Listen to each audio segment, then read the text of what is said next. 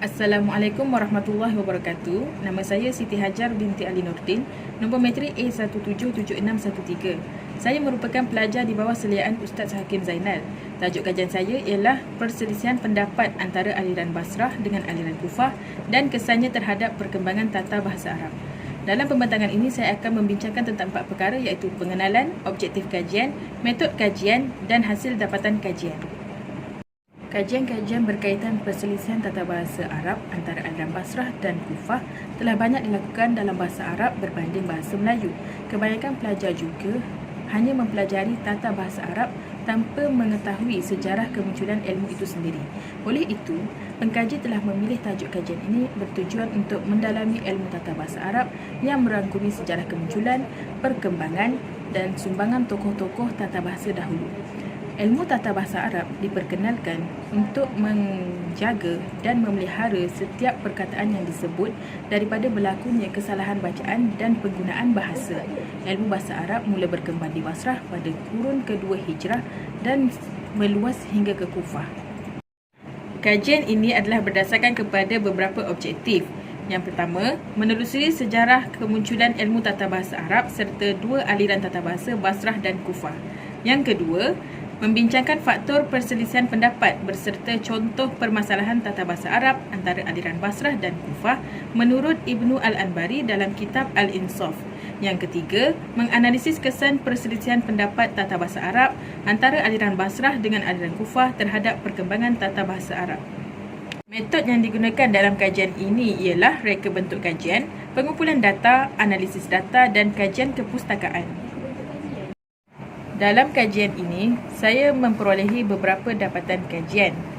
Dapatan kajian yang pertama adalah berkaitan dengan kemunculan ilmu tata bahasa Arab serta dua aliran tata bahasa Basrah dan Kufah. Ilmu tata bahasa Arab bermula sejak zaman Sayyidina Ali radhiyallahu anhu menjadi khalifah. Ilmu ini telah dihasilkan bagi menjaga keunggulan dan mengelakkan daripada berlakunya kesalahan dalam bahasa. Masyarakat Arab dahulu sangat menyanjungi dan memuliakan bahasa mereka sehingga sanggup berhijrah untuk mempelajari ilmu tata bahasa Arab sebagai usaha memperbaiki bahasa mereka.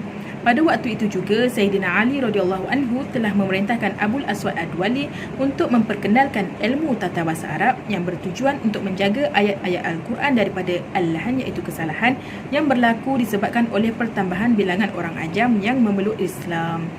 Berdasarkan kepada kajian-kajian yang lepas, para pengkaji bersepakat bahawa Abul Aswad Ad-Duali merupakan tokoh pertama yang menyusun kaedah-kaedah ilmu tata bahasa Arab yang ada pada hari ini. Beliau telah meletakkan tanda baris pada lafaz dan perkataan di dalam Al-Quran.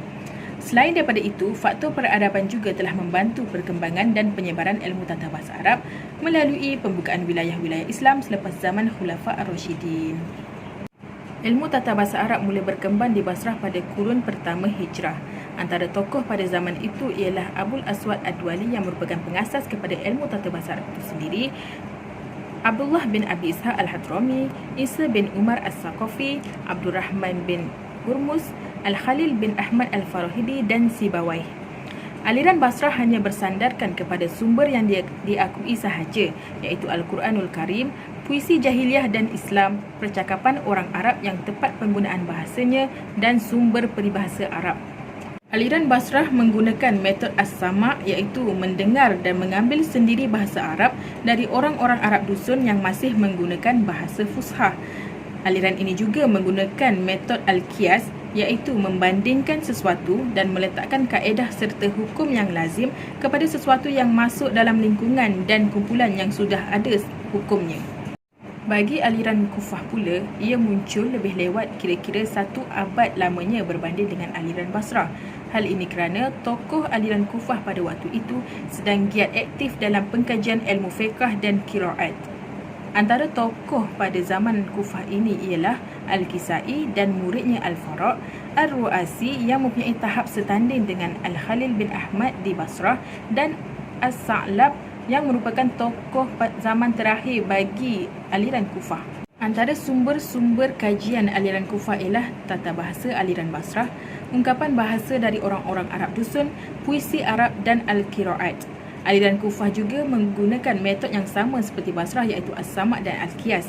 Namun, mereka tidak terlalu mementingkan Al-Qiyas, malah lebih mengutamakan Nas atau teks.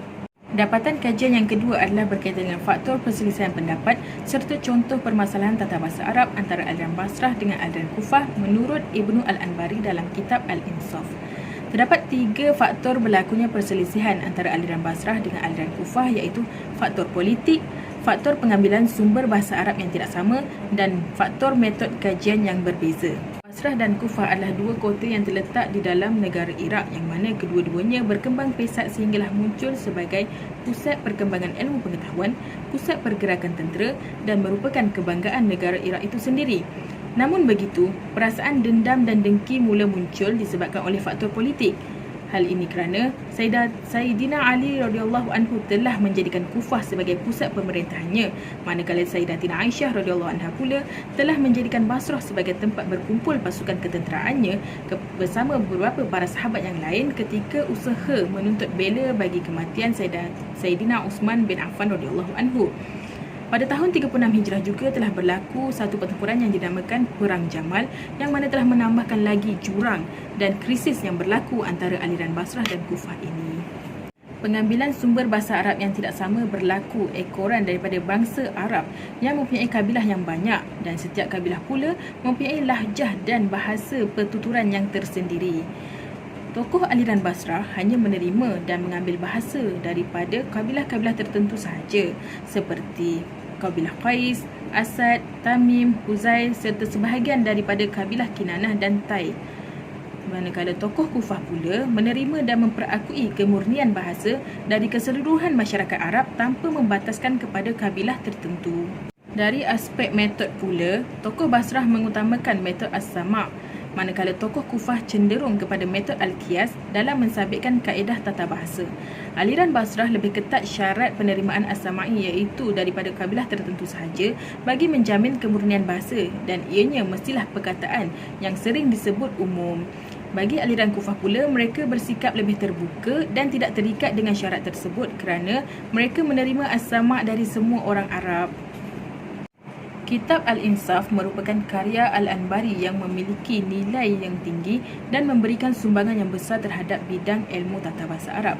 Terdapat 121 permasalahan yang telah dikupas oleh beliau yang mana merangkumi perbahasan ilmu tata bahasa Arab sebanyak 97 masalah, ilmu morfologi sebanyak 17 masalah serta 7 masalah dalam aspek bahasa. Dalam permasalahan ilmu tata bahasa Arab, aliran Basrah dan Kufah berselisih pendapat dalam beberapa perkataan sama ada ianya mabni ataupun mu'rab. Contohnya dalam bab kata nama seruan ketika ianya menjadi nama tunggal. Aliran Kufah berpendapat bahawa kata nama seruan adalah mu'rab ketika ia tunggal dengan menjadi marfu' tanpa menggunakan tanwin. Aliran Basrah pula berpendapat kata nama seruan adalah mabni dengan tanda tanwin tetapi berada dalam keadaan mansub kerana dari sudut i'rabnya ialah sebagai maf'ulun bih. Bagi aspek permasalahan ilmu morfologi pula, aliran Basrah dan Kufah berselisih pendapat sama ada harus kata jamak yang berakhir dengan tak taknis dijamakkan dengan jamak muzakkar salim. Bagi aliran Kufah, mereka berpendapat bahawa harus dijamakkan dengan waw dan nun bagi kata nama yang berakhir dengan tak taknis pada kata nama muzakkar salim. Sebagai contoh, perkataan Talhah menjadi Talihun. Aliran Basrah menolak hujah aliran Kufah ini kerana perkataan Talhah akan menjadi Talihatun yang mempunyai tanda muannas iaitu tak taknis dan tanda muzakkar iaitu waw dan nun. Oleh itu dalam situasi ini mereka tidak mengharuskannya kerana terdapat dua tanda yang berlawanan dalam satu perkataan. Bagi permasalahan bahasa pula, Basrah dan Kufah berselisih berkaitan dengan kajian mengenai asal-usul sesuatu perkataan. Contohnya, kedua-dua aliran ini tidak sependapat tentang asal-usul perkataan al-isim iaitu kata nama, sama ada ia adalah kata terbitan daripada as-sumu atau al-wasmu. Aliran Kufah mereka berpendapat bahawa al-isim ialah kata terbitan daripada al-wasm yang bermaksud al-alamah iaitu tanda kepada yang diberi nama atau petunjuk untuk dikenali.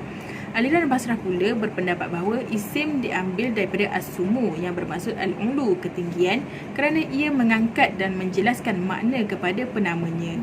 Aliran Basrah juga menguatkan lagi hujah mereka dengan menyatakan bahawa Kata nama iaitu al-isim mempunyai kedudukan yang lebih tinggi berbanding dengan kata kerja dan huruf. Secara keseluruhannya, Al-Anbari hanya bersetuju dengan pendapat Kufah dalam 7 permasalahan tata bahasa Arab sahaja.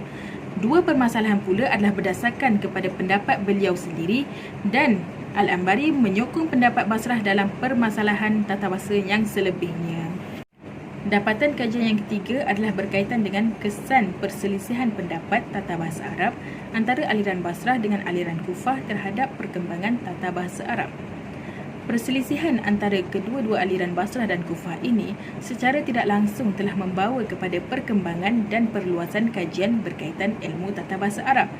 Meskipun zaman aliran Basrah dan Kufah ini telah berlalu, sumber dan metod kajian daripada kedua-dua aliran tersebut masih diikuti dan ditambah baik oleh aliran-aliran yang muncul selepas itu. Aliran Baghdad bersumberkan kedua-dua aliran tata bahasa utama Basrah dan Kufah. Tokoh-tokoh aliran Baghdad terbahagi kepada 3, iaitu pertama pengikut ahli Basrah, yang kedua pengikut ahli Kufah dan ketiga tidak terikat dengan mana-mana aliran. Bagi aliran Andalus pula, sumber asas dan metod kajian tata bahasa aliran ini adalah bersandarkan kepada ketiga-tiga aliran yang terawal daripadanya iaitu Basrah, Kufah dan Baghdad. Oleh itu, tidak hairanlah sekiranya tokoh-tokoh pada aliran ini mempunyai pendapat yang berbeza-beza dalam pengkaedahan tata bahasa kerana ada di kalangan mereka yang cenderung kepada aliran-aliran tertentu dan tidak kurang juga yang mengeluarkan pandangan yang tersendiri yang bersumberkan hadis. Pada zaman aliran Andalus juga, terdapat beberapa percubaan yang bersifat reformasi dan pembaharuan yang telah dicetuskan sama ada secara sederhana atau bersifat radikal oleh beberapa orang tokoh. Namun demikian, gerakan ini kurang mendapat sambutan daripada para ilmuwan. Dalam erti kata lain, kesemua gerakan tersebut gagal menjadikan Andalus sebagai aliran yang membawa satu kelainan dan pembaharuan terhadap bidang ilmu tata bahasa Arab. Seterusnya, aliran Mesir dan Syam.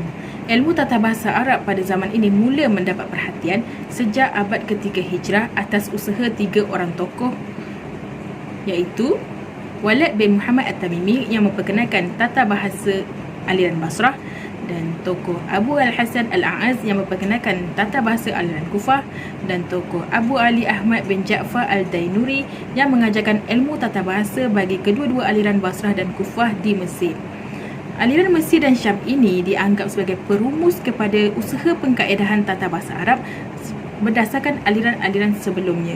Perselisihan yang berlaku antara Basrah dan Kufah ini telah membawa kepada perbezaan dari sudut istilah-istilah nahwu seperti yang terdapat di dalam jadual di bawah. Namun begitu, pada hari ini, istilah-istilah nahwu yang digunakan dilihat lebih cenderung mengikut tata bahasa aliran Basrah. Kesimpulannya, aliran Basrah dan Kufah menjadi 2 aliran termasyhur sebagai tunjang utama dalam usaha pengkaedahan dan penetapan tata bahasa Arab. Setiap aliran yang muncul selepas Basrah dan Kufah itu kesemuanya berfungsi untuk menilai dan melihat kembali permasalahan khilafiyah yang berlaku antara Basrah dan Kufah dari sudut kacamata ilmu pengetahuan dan tidak fanatik kepada mana-mana aliran yang tertentu. Itu sahaja daripada saya. Sekian, terima kasih.